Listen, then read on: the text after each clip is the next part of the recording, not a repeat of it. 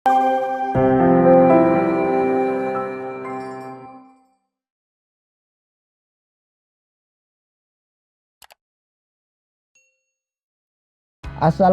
warahmatullahi wabarakatuh. Halo, apa kabar buat teman-teman pejuang NIP dimanapun kalian berada. Jumpa lagi bersama saya Bahtiar Movie dalam channel 1000 Jalan. Baik teman-teman, pada video kali ini kami akan memberikan informasi mengenai jenis-jenis jabatan yang dapat diisi oleh PPPK. Yaitu ada sekitar 3 jenis jabatan teman-teman yang dapat diisi oleh P3K ini. Nanti kami akan infokan lebih lanjut.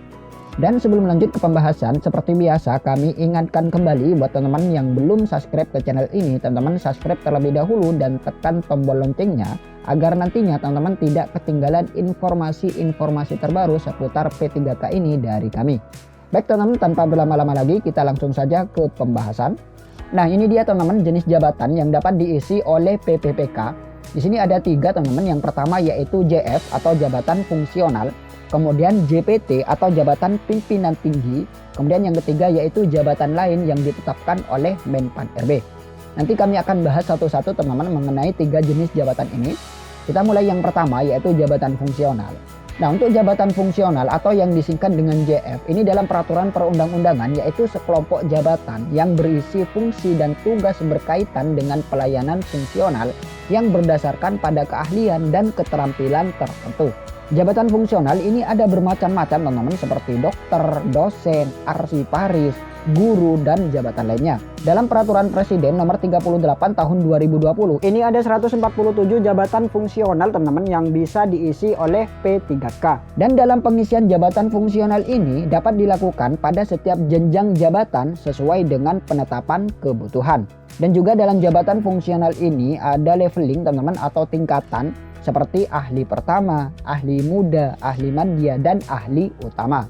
Kemudian untuk kriteria jabatan fungsional yang dapat diisi oleh P3K ini ada 6 kriteria teman-teman. Kita lihat di sini.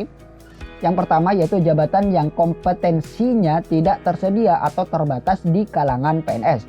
Kemudian yang B, jabatan yang diperlukan untuk percepatan peningkatan kapasitas organisasi. Yang C, jabatan yang diperlukan untuk percepatan pencapaian tugas strategis nasional.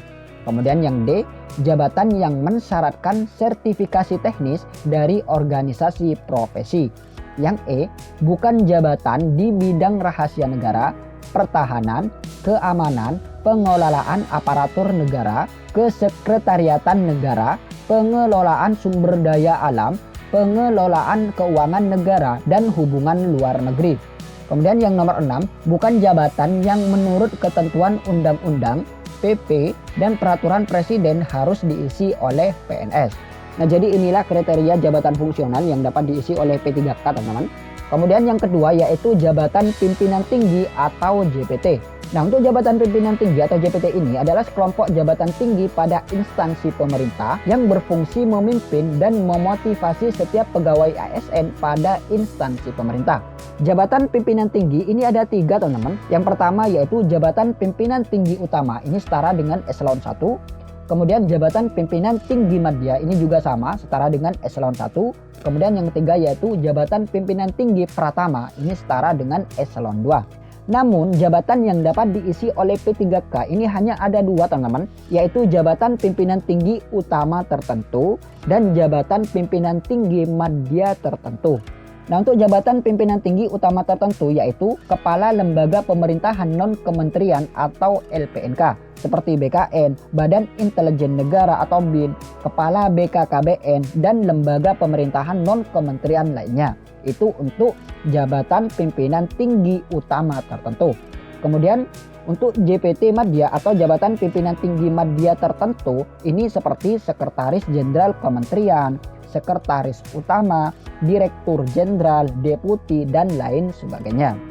Kemudian untuk kriteria jabatan pimpinan tinggi utama tertentu dan jabatan pimpinan tinggi madya tertentu ini ada 6 juga teman-teman. Yang pertama yaitu jabatan yang kompetensinya tidak tersedia atau terbatas di kalangan PNS. Kemudian yang B, jabatan yang diperlukan untuk percepatan peningkatan kapasitas organisasi. Yang C, jabatan yang diperlukan untuk percepatan pencapaian tujuan strategis nasional. Yang D, bukan jabatan yang berkedudukan sebagai PPK atau PYB.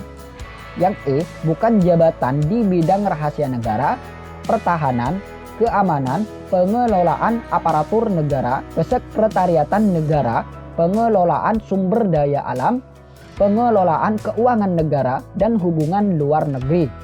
Kemudian yang F, bukan jabatan yang menurut ketentuan undang-undang, PP, dan peraturan presiden harus diisi oleh PNS. Nah, jadi inilah kriteria untuk jabatan pimpinan tinggi utama tertentu dan jabatan pimpinan tinggi media tertentu yang dapat diisi oleh P3K. Kemudian yang ketiga yaitu jabatan lain yang ditetapkan oleh Menpan RB. Nah, untuk jabatan lain ini bukan merupakan jabatan struktural teman-teman, tetapi menjalankan fungsi manajemen pada instansi pemerintah.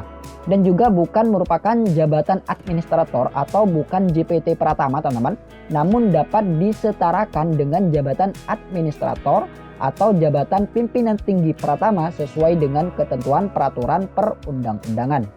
Kemudian untuk kriteria jabatan lain yang dapat diisi oleh P3K ini juga ada 6 teman-teman. Kita lihat di sini. Yang pertama yaitu jabatan yang disetarakan dengan JA atau JPT Pratama. Kemudian yang kedua, jabatan yang diperlukan untuk percepatan peningkatan kapasitas organisasi. Kemudian yang ketiga, jabatan yang diperlukan untuk percepatan pencapaian tujuan strategis nasional. Kemudian yang keempat yaitu bukan jabatan yang berkedudukan sebagai PPK atau FOB. Kemudian yang kelima, bukan jabatan di bidang rahasia negara, pertahanan, keamanan, pengelolaan aparatur negara, kesekretariatan negara, pengelolaan sumber daya alam, pengelolaan keuangan negara, dan hubungan luar negeri. Kemudian yang keenam yaitu bukan jabatan yang menurut ketentuan undang-undang, peraturan pemerintah, dan peraturan presiden harus diisi oleh PNS. Di dalam konteks pelaksanaan P3K, pegawai pemerintah dengan perjanjian kerja, kalau kita berbicara perjanjian maka tentu akan ada kapan rentang waktu perjanjian kerja itu. Undang-Undang Nomor 5 Tahun 2014 ataupun PP 49 Tahun 2017 tentang manajemen P3K di situ sudah mengatur bahwa perjanjian kontrak dengan pegawai P3K itu paling singkat dilakukan 1 tahun dan dipanjang sesuai dengan pencapaian kinerja dari setiap pegawai P3K tadi. Termasuk juga nanti kesesuaian dari kompetensi. Jadi kalau kompetensinya ternyata tidak pas di bidang itu, maka tentu saja kontrak P3K-nya bisa diputus dan yang bersangkutan kemudian bisa mengikuti kontrak dengan jabatan yang lain, yang berbeda. Kemudian tentu tapi setelah melaksanakan seleksi. Kemudian ada berdasarkan atas kebutuhan instansi. Jadi kenapa Anjab ABK, analisa jabatan dan analisa beban kerja dari setiap ASN, baik itu CPNS ataupun calon pegawai P3K, itu harus disusun berdasarkan analisa jabatan dan analisa beban kerja. Kemudian yang terakhir adalah kontrak itu dapat diperpanjang setelah mendapat persetujuan dari PPK, pejabat pejabat pembina kepegawaian, yang dalam hal ini adalah Bapak Ibu Gubernur, Bapak Ibu Bupati, dan Bapak Ibu Wali Kota.